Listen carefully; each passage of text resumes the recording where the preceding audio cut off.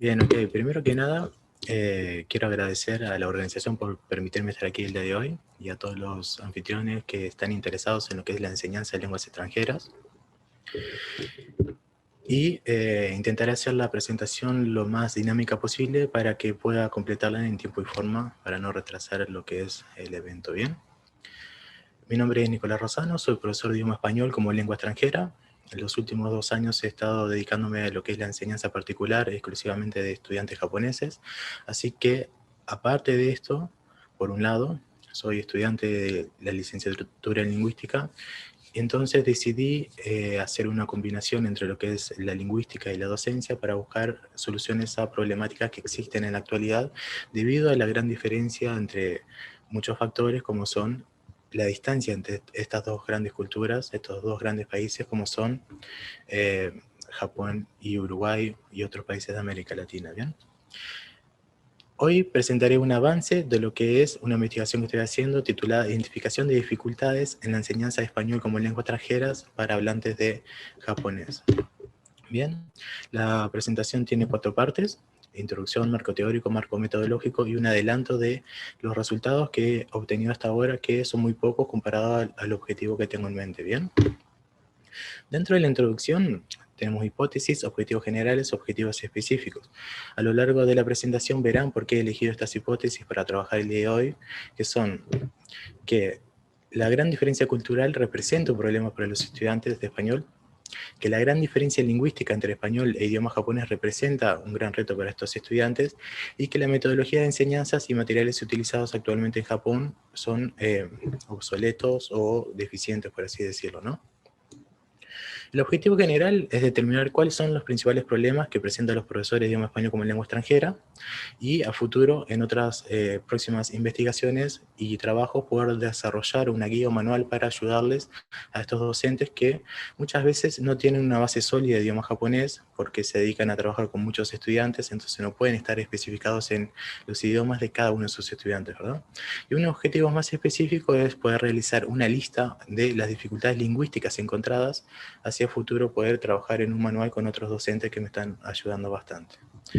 Bien. El día de hoy, para que tengan una pequeña introducción a lo que es el marco teórico, he decidido trabajar con 2 autores, que son, denme un segundo por favor, Stephen Krashen y Ángels Olivera. Entonces, por un lado tenemos lo que es la adquisición de lenguas y por otro lado tenemos un fenómeno que es el choque cultural. Como dice Krashen, la adquisición de lenguas extranjeras, por así decirlo, está separado de lo que sería el aprendizaje de lenguas extranjeras. Él lo toma por 2 partes. Una, que es un proceso inconsciente, un proceso natural, como es la adquisición de una segunda lengua, y por otro lado tenemos el aprendizaje, que lo toma como un proceso, ¿cómo decirlo?, consciente dentro de un marco de educación formal. Bien, aquí ya podemos darnos cuenta de que existen 2 problemáticas para un profesor de lengua extranjera, que es cómo afrontar la motivación o la introducción a la adquisición del lenguaje por parte del alumno, y por otro lado, cómo adaptar correctamente esta educación formal para que el alumno tenga resultados a nivel consciente, por así decirlo, ¿no? Bien. Esto que acabo de mencionar ha sido trabajado durante muchos años y no solo compete al área de lo que es la enseñanza de lenguas y lenguas extranjeras. Por ejemplo, en el área de la psicología, Lev Vygotsky, cuando él estaba intentando construir su teoría de lo que era la psique humana, determinaba que había, por ejemplo, factores emocionales o factores cognitivos que determinaban que una persona pudiera dar cumplimiento correctamente a una tarea, como es en el caso del aprendizaje de una segunda lengua. Y esto se afirma hoy en día con otros autores, como Ángels Olivera, que determina algunos fenómenos, como el choque cultural, como el conjunto de reacciones que puede llegar a experimentar un individuo y por extensión de aprendiente de segundas lenguas o lenguas extranjeras, al entrar en contacto por primera vez con una cultura diferente de la propia. Bien. Con esto, ¿qué quiere decir? Que existen diferentes fenómenos, como choque cultural, que pueden influir de manera positiva o negativa en el aprendizaje y la adquisición de una segunda lengua en un estudiante. Y que a su vez estas variables, por así decirlo, tienen una variable afectiva y una variable cognitiva, como mencionaba anteriormente Vygotsky. La variable afectiva puede demostrarse de muchas maneras, como en el caso de los estudiantes que se ven forzados a mudarse de país por trabajo y deben de aprender obligatoriamente porque se los paga la empresa o lo contrata la empresa, etcétera, etcétera, y tienen la disposición cognitiva para aprender el idioma, pero no la disposición afectiva, es decir, ¿cómo explicarlo resumidamente? Esta persona tiene un conflicto entre lo que ella desea y lo que ella puede hacer. Entonces experimenta estrés, puede tener una resignación a la cultura de este país, puede tener diferentes problemas de comprensión o atención a la hora de aprender esta otra lengua. Entonces es muy importante darle la correcta atención a lo que sería la variable afectiva de un estudiante, además de la variable cognitiva. Y esto nos divide a lo que yo presentaba aquí en la hipótesis, de que además de que por un lado el profesor debe ser consciente de fomentar la adquisición del lenguaje y por otro lado el aprendizaje, también debe ser consciente de que hay una variable afectiva y una variable cognitiva tanto en la adquisición como en el aprendizaje. Entonces aquí nos enfrentamos a 4 problemáticas principales que yo la dividí en 3 hipótesis, que son la diferencia cultural por un lado, la diferencia lingüística por otro, y la metodología que se utiliza para una determinada población. Bien, creo que esto puede ser un poco confuso presentado tan rápido, porque en realidad es mucho más largo que esto, pero si les parece bien, pueden plantear todas las preguntas que quieran al final de la presentación. En cuanto a la metodología de la investigación, podría definirse como una investigación básica, sincrónica, explicativa, macrosociológica, cuantitativa, primaria. ¿Qué quiere decir todas estas palabras bonitas? Que a través de cuestionarios, los cuales yo mismo he realizado, a un determinado grupo de la población, no a toda la población total, estoy intentando explicar a fenómenos o problemáticas actualmente de estos estudiantes. ¿Por qué es una investigación básica? Porque la idea de esta investigación es como hacer un testeo, como hacer un paneo general de cuáles son las principales problemáticas que estos estudiantes presentan para luego poder hacer investigaciones más específicas. Bien, la realización de estos cuestionarios tiene 4 pasos, básicamente, que es la realización a estudiantes. Busco por lo menos unos 800 estudiantes, de los cuales actualmente solo tengo 150 encuestados. Luego de realizar esta encuesta, intento organizar la información para luego poder realizar encuestas a profesores especializados que me están ayudando, que están trabajando, investigando en universidades de Japón. Y finalmente, con toda la información, poder realizar una indexación de los resultados obtenidos. Aquí tengo una información general de lo que son los perfiles de los estudiantes, que luego estarán disponibles en la presentación si alguien más lo quiere ver. No me voy a detener mucho en esto porque en realidad son datos estadísticos nada más, pero lo que nos compete a nosotros que sí sería la parte lingüística, y eso es lo que quiero hablar un poco ahora en lo que queda de la presentación.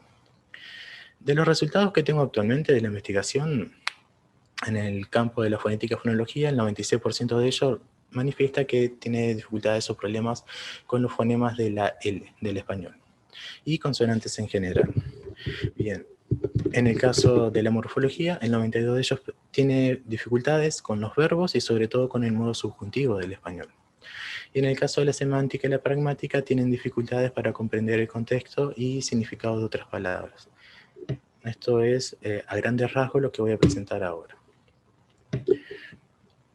En cuanto a la fonética y la fonología, en el caso del idioma español tenemos 4 fonemas que corresponden con la grafía de la L, la doble L, la R y la doble R.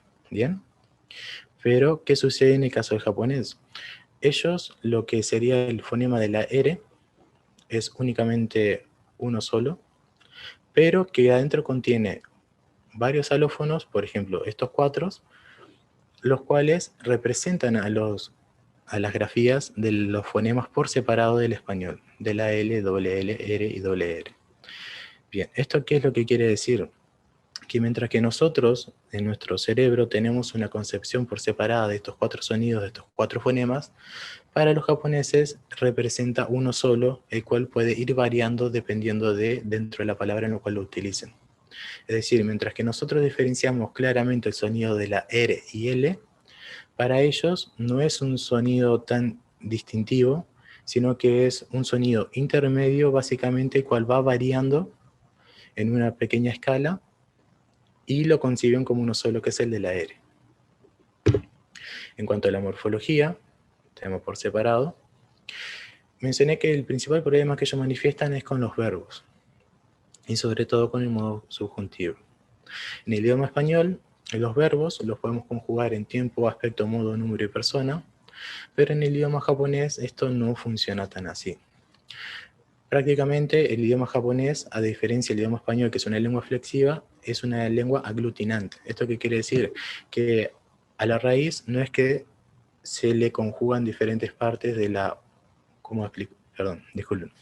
Aparte de la raíz, en el idioma español, podemos ir variando y conjugando estos otros aspectos como tiempo, modo, número y persona, pero en el idioma japonés en realidad se hace una suma de diferentes auxiliares modales para indicar el tiempo, el aspecto, el modo, etc. Entonces, volvemos a repasar. En el idioma español como lengua flexiva, yo tengo una raíz. El resto, sin ser la raíz, puedo ir moviendo y jugando con ellos para marcar el tiempo, el aspecto, el modo, el número y persona. En el idioma japonés, aparte de la raíz, yo tengo ya preestablecidos afijos, los cuales se van a ir sumando uno tras otro para indicar los diferentes aspectos, modo, etc. Actualmente, yo personalmente he contado más de 20 partículas que funcionan como afijos y una cantidad indeterminada de verbos auxiliares que se suman al verbo para indicar deseos, preocupaciones, acciones más complejas, etc. Una cosa importante a recalcar, sobre todo en el aspecto del subjuntivo, es que en el idioma español nosotros podemos diferenciar prácticamente el tiempo pasado, tiempo presente y tiempo futuro, y dentro del tiempo pasado tenemos una gran cantidad de variaciones y características que es muy diferente en el idioma japonés, porque ellos no diferencian pasado, presente y futuro, ellos diferencian acción terminada de acción no terminada. Entonces podemos manifestar, podemos explicar, podemos decir que por un lado ellos piensan en esto terminó, esto no terminó, esto es pasado, esto es presente y futuro. Bien, aquí tengo una pequeña tabla que espero que puedan verla bien para explicarle un poco más esto de lengua aglutinante, que es muy interesante. Por ejemplo, si ven el primer cuadro de arriba a la izquierda, tenemos una forma positiva para el verbo de comer. El kanji, el dibujito, el ideograma que está ahí, es del verbo comer y se lee ta. Entonces, tenemos el verbo en forma positiva y lo podemos ver en su indicativo, ta, veru, es decir, como. Tenemos el progresivo, tabe, teiru, estoy comiendo. Tenemos el imperativo, ta, vero, ¿verdad? Pero esto no es tan fácil como parece. ¿Por qué?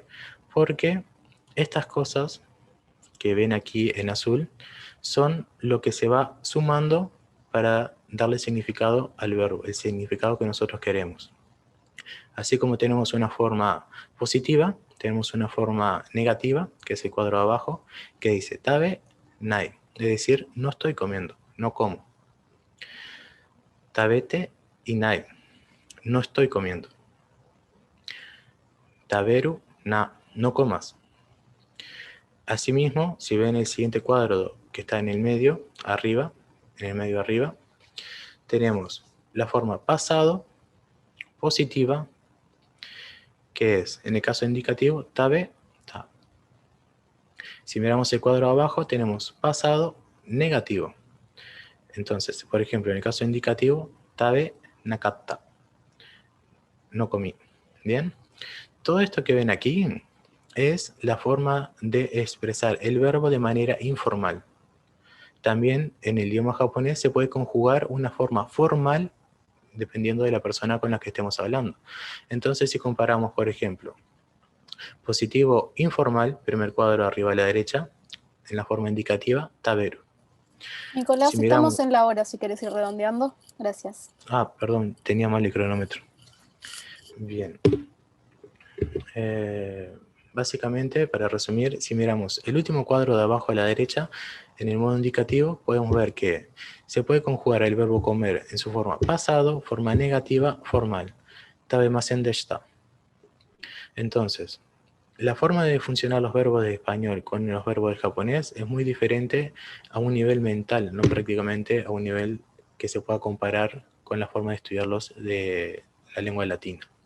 Y por último, en el caso de la semántica y pragmática, la mayoría de los estudiantes manifiestan tener dificultad para comprender el contexto, es decir, el significado y las interpretaciones literales.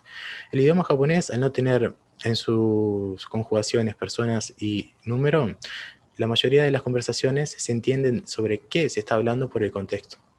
Entonces, al ellos estar siempre conscientes de que deben de expresarse correctamente y no realizar juegos de palabra para que la otra persona pueda comprender el contexto, les hace muy difícil entender cuando en el idioma español realizamos juegos de palabra y mencionamos palabras que se identifican con el color, con la forma, con el tamaño y no directamente con la palabra correcta que define a ese, con el significado correcto que define esa palabra. Bien, esto sería todo. Disculpen que estuve un poco fuera de hora. Muchas gracias, Nicolás. No, por nada, gracias a ustedes.